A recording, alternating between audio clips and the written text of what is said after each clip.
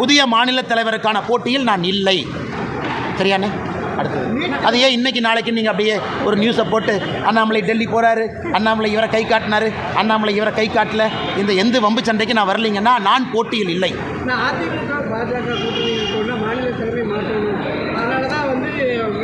அண்ணா அதை பற்றி நான் எது கருத்து சொல்ல விரும்பலைங்கண்ணா. அண்ணா அதை பற்றி நான் கருத்து சொல்ல விரும்பலை. என்னை பொறுத்தவரை இந்த கட்சி நல்லா இருக்கணும், நல்லவர்கள் இருக்கக்கூடிய கட்சி, நல்ல ஆத்மாக்கள் இருக்கக்கூடிய கட்சி. இந்த கட்சியில் நிறைய பேர் உயிரை கொடுத்து இந்த கட்சியை வளர்த்திருக்கிறாங்க, புண்ணியவர்கள் இருக்கக்கூடிய கட்சி. அதனால் அந்த கட்சி எப்பொழுதும் நன்றாக இருக்க வேண்டும் என்று நினைக்கக்கூடியவன் நான். ஆனால் என்னை பொறுத்தவரை புதிய தலைவர் தேர்ந்தெடுக்கப்படும் பொழுது நிறையா பேசுவோங்கண்ணா. அண்ணா இன்னைக்கு நீட்டு ட்ராமா வெற்றிகரமாக முடிவுக்கு வந்துருச்சு. Chapter close. Baahubali part 1 part 2 மாதிரி நீட்டு பார்ட் 1 பார்ட் 2 பார்ட் 5 க்ளோஸ். இனி நீட்டுக்கு சாப்டரே இல்லை. ஏன்னா அது பிரசிடென்ட் ஆஃப் இந்தியா கையில் இருக்கிற வரைக்கும் தான் அவங்க ஆட்டம். கவர்னருக்கு அனுப்பிச்சேன், கவர்னர் அனுப்பலை. பிரசிடென்ட் ஆஃப் இந்தியாவுக்கு அனுப்பிச்சேன், ஜனாதிபதி சும்மாவே வச்சிருக்கிறாங்க. இன்றைக்கி ஜனாதிபதி அவர்கள் நிராகரித்து திருப்பி அனுப்பிட்டாங்க. அதாவது நீங்கள் சொல்லியிருக்கக்கூடிய விஷயத்தை நாங்கள் ஏற்றுக்க மாட்டோம், நீங்கள் சொல்லியிருக்கக்கூடிய காரணங்களையும் ஏற்றுக்க மாட்டோம். நீட் இந்திய மக்களுக்கு, தமிழக குழந்தைகளுக்கு நல்லதுன்னு பிரசிடெண்ட் அவங்க திமுக அசம்பிளியில் போட்ட ரெசல்யூஷனை நிராகரித்து திரும்ப பதில் கடிதம் அதிகாரப்பூர்வமாக முதலமைச்சருக்கு போட்டாங்க. முதலமைச்சரனுடைய நீட் நாடகம் அதிகாரப்பூர்வமாக முடிவுக்கு வந்துருச்சு. அவர் புதிய நாடகத்தை தொடங்க வேண்டும் என்று அன்போடு கேட்டுக்கிறேன். அந்த புதிய நாடகத்திற்கு அனைத்து கட்சி கூட்டம்னு ட்ராமா பண்ணுவார், அதுக்கு எல்லாத்தையும் கூப்பிடுவார் வழக்கமாக. அடுத்து நான் முதலமைச்சரை சேலஞ்ச் பண்ணுறேன், சுப்ரீம் கோர்ட்டுக்கு போங்க. இதுக்கு தான் நான் காத்துக்கிட்டு இருந்தேன். ஜனாதிபதி அவங்க ரிஜெக்ட் பண்ணணும், வேறு எந்த வாய்ப்பும் இருக்கக்கூடாது. உங்களுக்கு இருக்கக்கூடிய ஒரே ஒரு வாய்ப்பு சுப்ரீம் கோர்ட். ஆனால் சுப்ரீம் கோர்ட்டுக்கு மட்டும் போக மாட்டாங்க. ஏன்னா நீட்டு வந்ததே சுப்ரீம் கோர்ட் மூலமாகத்தான். நீட்டு வந்ததே சுப்ரீம் கோர்ட் மூலமாகத்தான். இன்றைக்கி இந்த பார்ட்டிகள்லாம் 9ஆம் தேதி 8ஆம் தேதி எப்போ மீட்டிங் கூப்பிட்றாங்களோ, சுப்ரீம் கோர்ட்டுக்கு போகாமல் சைனாக்கு போகலாமா, ஜப்பானுக்கு போகலாமா, ரஷ்யாவுக்கு போகலாமான்னு அந்த மீட்டிங் நடக்கும். தைரியம் இருந்தால் சுப்ரீம் கோர்ட்டுக்கு போங்க. சுப்ரீம் கோர்ட்லேயும் ரிஜெக்ட் ஆகி வரட்டும். குழந்தைகளுக்கு ஒரே மனநிலையோடு, சமமான மனநிலையோடு படிக்க ஆரம்பிக்கல. நீட்டுக்கு வர்றக்கு கொஞ்ச நாளைக்கு முன்னாடி எல்லாம் இதே ட்ராமா.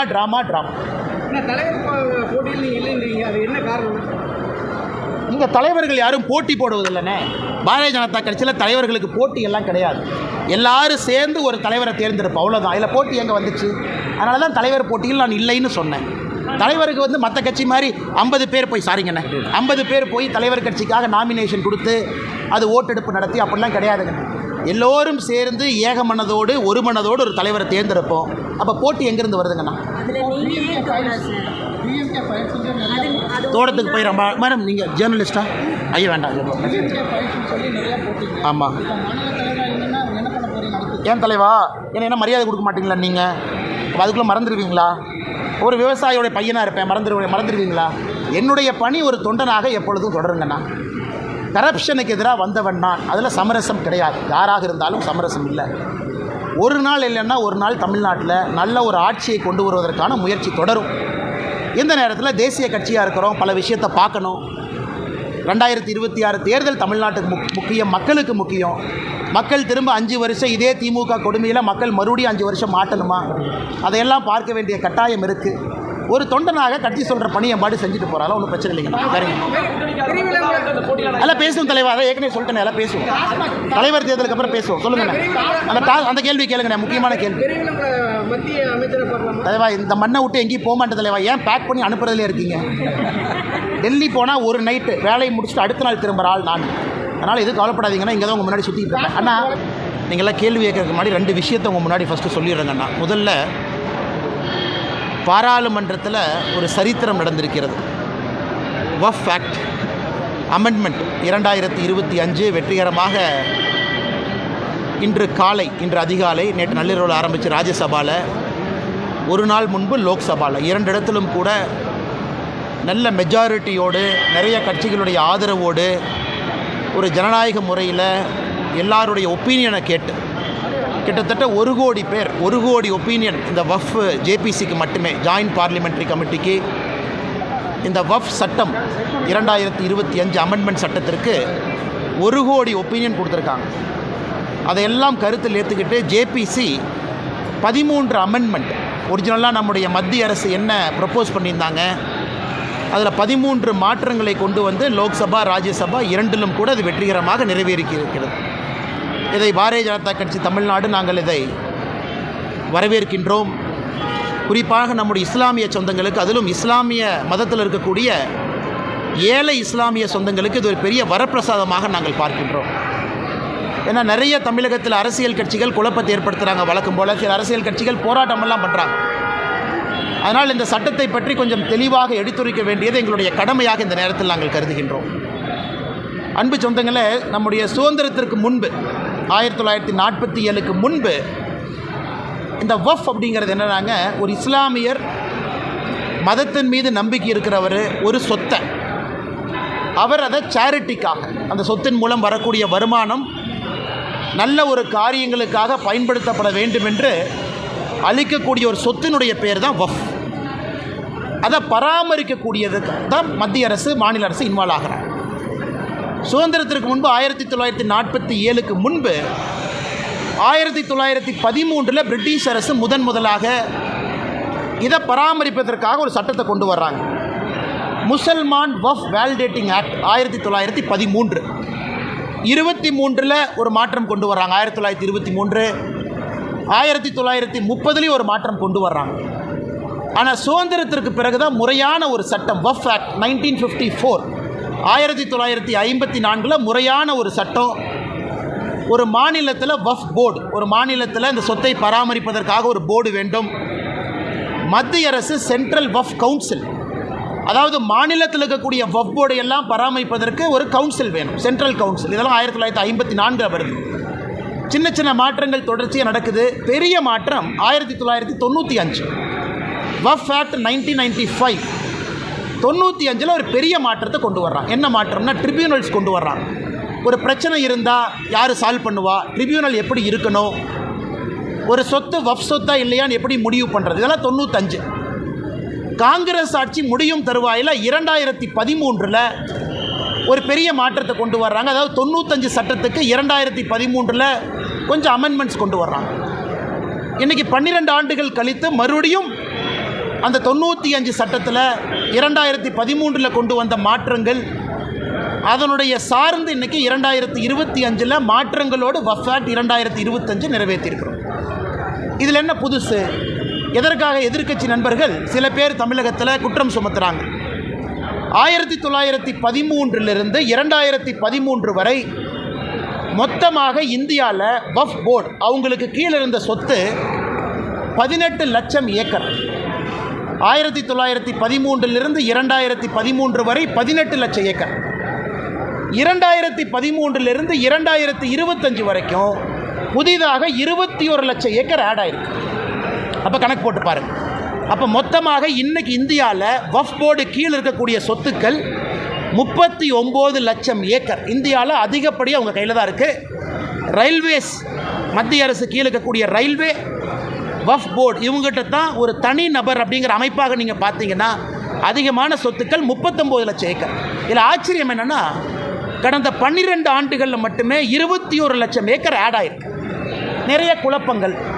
உதாரணத்துக்கு தமிழகத்தில் திருச்செந்துறை ஒரு ஊரே வஃப்பில் சேர்ந்துருச்சு, கோவில் நலங்கள் சேர்ந்துருச்சு. மக்களுக்கு ஒரே குழப்பம்னே, என் தனிப்பட்ட சொத்தை கூட வஃப்னு எடுத்துக்கிறாங்க. இந்த குழப்பத்திற்கு ஒரு தீர்வு கொடுக்க வேண்டிய கடமை மத்திய அரசுக்கு இருக்குது. அதனால் இந்த சட்டத்தில் ஒரு தீர்வு நம்ம கொடுத்துருக்கோம். யார் ஒரு சொத்தை வஃப் போர்டு சொத்துன்னு சொல்ல முடியும்? ஒரு அரசாங்க சொத்தை வஃப் போர்டு இத்தனால எடுத்துக்க முடியும். இந்த அமெண்ட்மெண்ட் கொண்டு வர வரைக்கும் அரசாங்கத்தினுடைய சொத்தை செக்ஷன் 40 படி வஃப் போர்டு அவங்க ப்ராப்பர்ட்டியாக டிக்ளேர் பண்ணாங்கன்னா வேறக்கு தீர்வே இல்லை. இன்றைக்கி அதை மாற்றிருக்கும். ஒரு அரசாங்கத்தினுடைய சொத்தை வஃப் போர்டுன்னு சொல்கிறாங்கன்னா மாவட்ட ஆட்சியருக்கு மேலே ஒரு அதிகாரியை மாநில அரசு நியமிக்கணும். அந்த அதிகாரி எல்லாம் பரிந்துரைச்சு பார்த்துட்டு மாவட்ட ஆட்சியருக்கு சொல்லுவார், இது அரசாங்க சொத்தா வஃப் சொத்தா. முதலாக அரசாங்க சொத்து ஒரு நேர்மையான முறையில் காப்பாற்றப்பட்டிருக்கிறது. ரெண்டாவது, வஃப் போர்டை பொறுத்த வரைக்கும் வஃப் ஒரு சொத்தை கொடுக்குறீங்கன்னா அது யார் கொடுக்கலான்னு இன்றைக்கி வரைமுறை கொண்டு வந்திருக்கும்.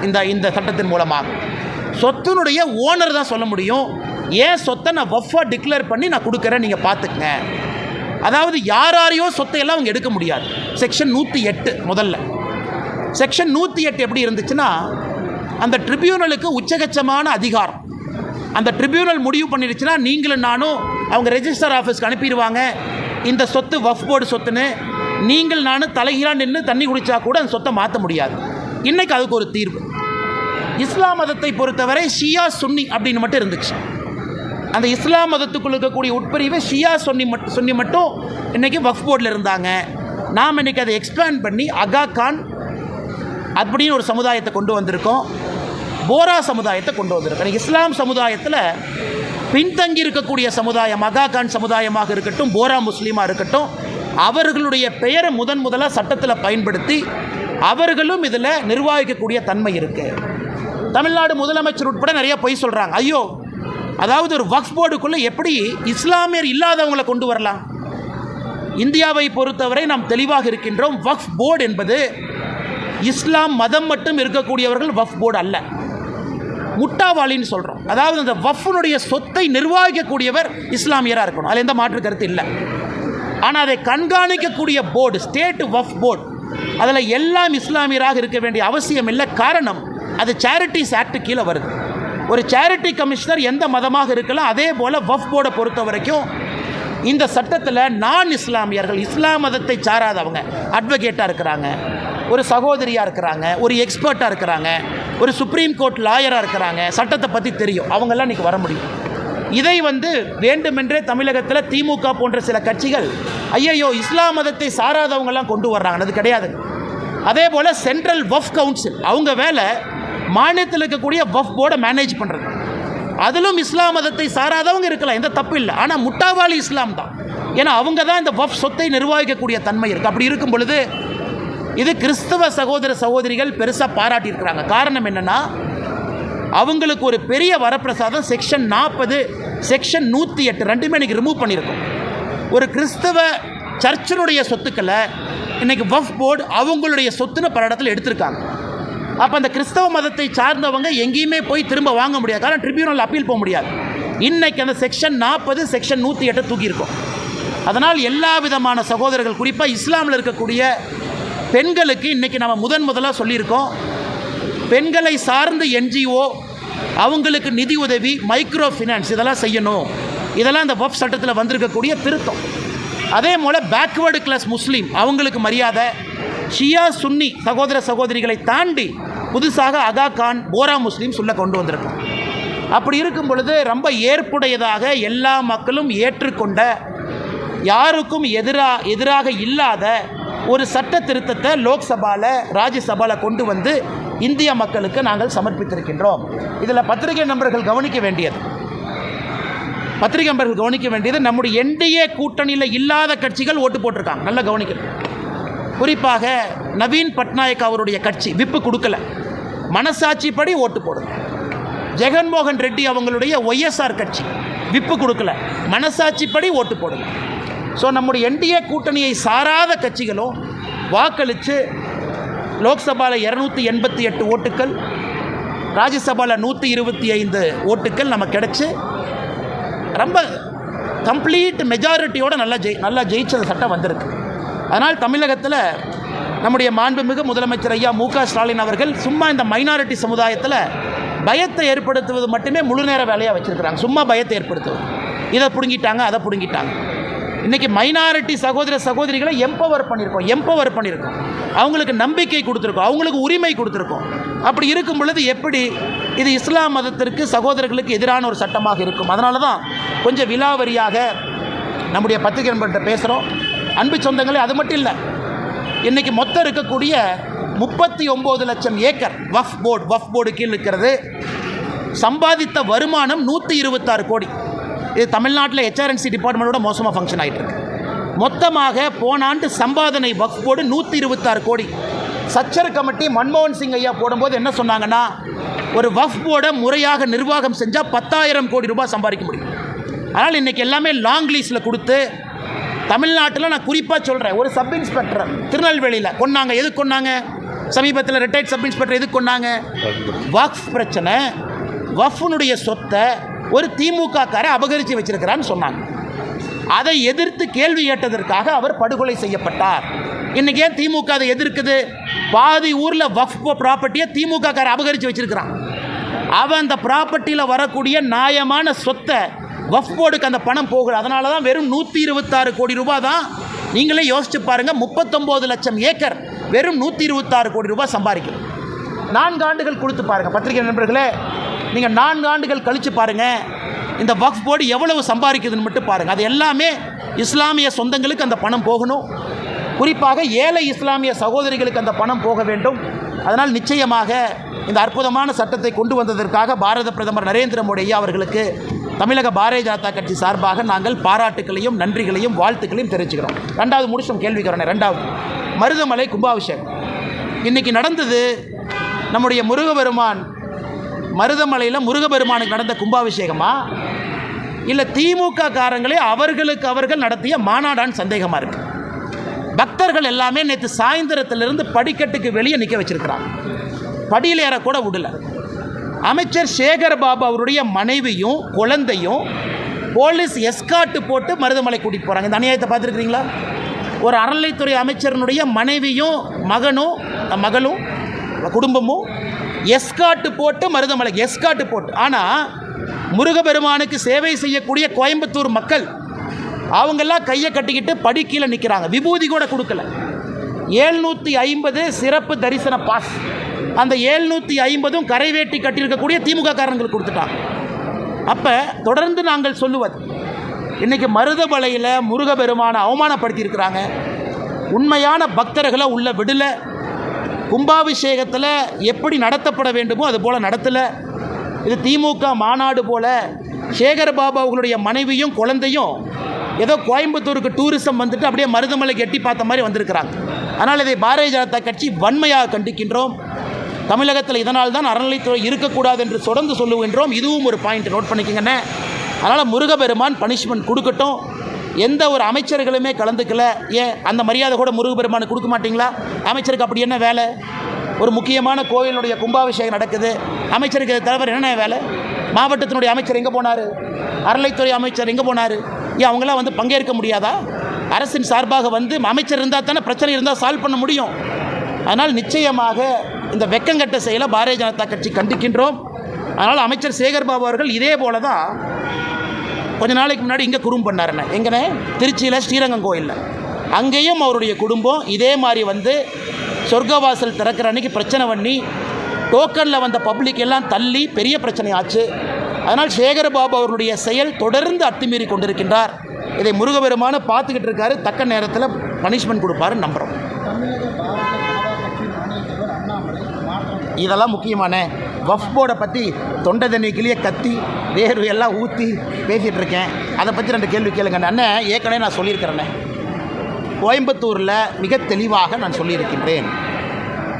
பாரதிய ஜனதா கட்சி தமிழ்நாடு புதிய தலைவரனுடைய தேர்தல் டெல்லியில் நான் போய் சந்திச்சுட்டு வந்த பிறகு நான் பேசின பேட்டிக்கனாது. அதே நேரத்தில் குறிப்பாக எப்படி 2026 தேர்தலை அணுகப் போகின்றோம் என்பதையும் கூட ஓரளவுக்கு வெளிப்படையாக நம்ம சொல்லியிருக்கிறோம். இதற்கு மேலே நான் கருத்து சொல்ல விரும்பலைங்கன்னா அன்றைக்கி பேட்டியில் அவ்வளோ விலாவரியாக நான் பேசியிருக்கிறேன். அதனால் புதிய தேர்தல், புதிய தலைவருக்கான தேர்தல் விரைவில் நடக்கும். அதை நீங்கள் பாருங்கள். அதுக்கப்புறம் பத்திரிகையாளர் சந்திப்பில் நான் விலாவரியாக பேசுகிறேங்கண்ணா.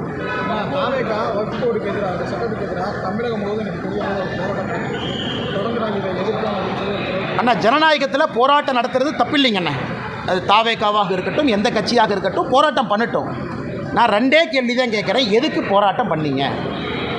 எந்த பாயிண்ட்டு நாங்கள் கொண்டு வந்தது தப்புன்னு நினைக்கிறீங்க? எந்த பாயிண்ட்டை நாங்கள் சரியாக செஞ்சுருக்கோன்னு நினைக்கிறீங்க? தாவேக்கா அதிகாரப்பூர்வமாக ஜேபிசி ஜாயின்ட் பார்லிமெண்ட்ரி கமிட்டிக்கு லெட்டர் பேடில் உங்கள் சஜஷனை கொடுத்தீங்களா? இன்றைக்கி நான் வந்து போராட்டம் பண்ணுறேன், எங்கள் தலைவர் சொல்லியிருக்காருன்னு கீழே சுற்றிக்கிட்டு இருக்கிறீங்க. சரி, உங்களுக்காக ஜேபிசி போட்டோம். 1 கோடி பேர் சஜஷன் கொடுத்தாங்க. 1 கோடி சஜஷன் வந்துச்சு.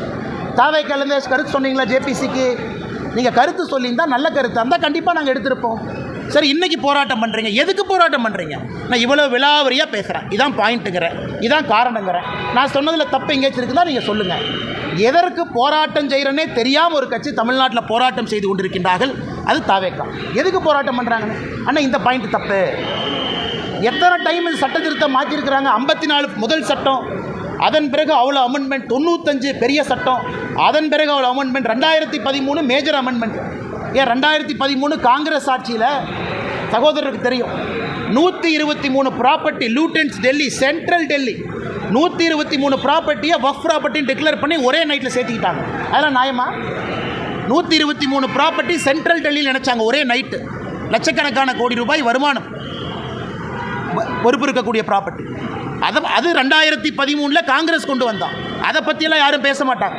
ஆனால் 2025 நம் ஆட்சியில் நியாயமாக எல்லோருக்கும் சமமாக ஒரு விஷயத்தை கொண்டு வந்தால் நாம் இஸ்லாமியர்களுக்கு எதிரின்னு ஆர்ப்பாட்டம் பண்ணுறாங்க. அதனால் தாவேகாவாக இருக்கட்டும், எந்த கட்சியாக இருக்கட்டும், என்னுடைய அன்பு வேண்டுகோள், ஆனால் எதுக்கு ஆர்ப்பாட்டம் பண்ணுறேன்னு 2 விஷயத்தை சொல்லிட்டு பண்ணுங்கண்ணே. நல்ல விஷயமாக தான் நானும் மேலே சொல்கிறேன்.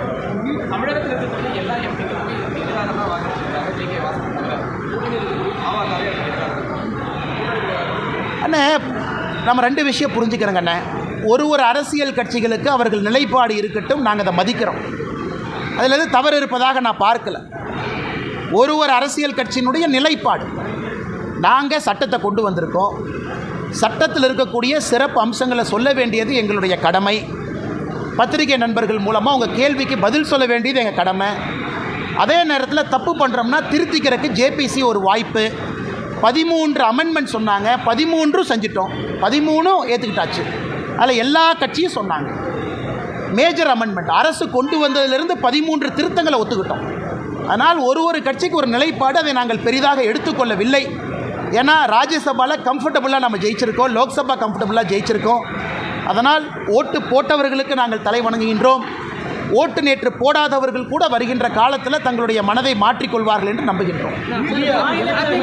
டாஸ்மார்க் வழக்கு நல்லா கேட்டீங்க, நல்ல கேள்வி அண்ணே. அதாவது திமுகவினுடைய அமைச்சரவையில் 13 பேருக்கு மேலே இன்றைக்கி வருமானத்துக்கு அதிகமாக சொத்து சேர்த்த வழக்கு தமிழ்நாடு நீதிமன்றங்கள் நடக்குது. டிஸ்ட்ரிக்ட் கோர்ட்டில், ஹைகோர்ட்டில் நடக்குது. 13 அமைச்சர்கள் 35 பேர்த்தில் வருமானத்துக்கு அதிகமாக சொத்து சேர்த்த வழக்கு. இதை கேட்கலாமே முதலமைச்சர், பக்கத்து மாநிலத்துக்கு டிரான்ஸ்ஃபர் பண்ணலான்னு. எப்படி இதெல்லாம் கேட்காம டாஸ்மார்க் வழக்கை மட்டும் பக்கத்து மாநிலத்துக்கு மாற்றணுமா? என்ன ட்ராமா பாருங்கள். இவங்க தான் குதிச்சு ஹைகோர்ட்டுக்கு போனாங்க, இவங்க தான் குதிச்சு ஹைகோர்ட்டில் ஸ்டே கேட்டாங்க. இப்போ ஹைகோர்ட்டில் அமர்வு நீதிபதிகள் மாறிய பிறகு இன்றைக்கி முதலமைச்சர் தலைமையில் இருக்கக்கூடிய இந்த குரூப் என்ன பண்ணுது? ஐயோ சுப்ரீம் கோர்ட்டுக்கு போயிருக்கிறாங்க இன்றைக்கி. ஐயோ இந்த டாஸ்மார்க் வழக்கை பக்கத்து மாநிலத்துக்கு மாற்றுங்க. நான் முதலமைச்சர் கேட்குறேன், ஐயா 13 அமைச்சர்கள் மீது வருமானத்துக்கு அதிகமாக சொத்து சேர்த்த வழக்கை இதே கடிதம் போட்டு பக்கத்து மாநிலத்துக்கு அனுப்புங்க. அப்புறம் டாஸ்மார்க்குக்கு நான் உங்களோட சேர்ந்து சப்போர்ட் பண்ணுறேன். உங்களுக்கு ஒரு நியாயம், ஊருக்கு ஒரு நியாயம். நீதிமன்றம்னா நியாயமாக இருப்பாங்க, நேர்மையாக இருப்பாங்கன்னு சொல்கிற நீங்கள் டாஸ்மார்க்குக்கு மட்டும் ஏன் பக்கத்து மாநிலத்துக்கு போகணும்? அப்போ உங்கள் மடியில் கனம் இருக்குது, வழியில் பயம் இருக்குது, எதையோ மறைப்பதற்கான முயற்சியில் இறங்கியிருக்கிறீங்க. அன்னைக்கு டாஸ்மார்க் ஆர்ப்பாட்டத்தில் நான் சொன்னது நடக்கத்தான் போகுது. கைதுகள் இருக்கும், எனக்கு நம்பிக்கை இருக்குது. இடி மேலே அவங்க நேர்மையான முறையில் விசாரணை பண்ணணும், நேர்மையான முறையில் தப்பு செஞ்சவங்கள கைது பண்ணணும், மக்களுடைய வரிப்பணத்தை திரும்ப நம்மகிட்ட கொண்டு வந்து சேர்க்கணும்.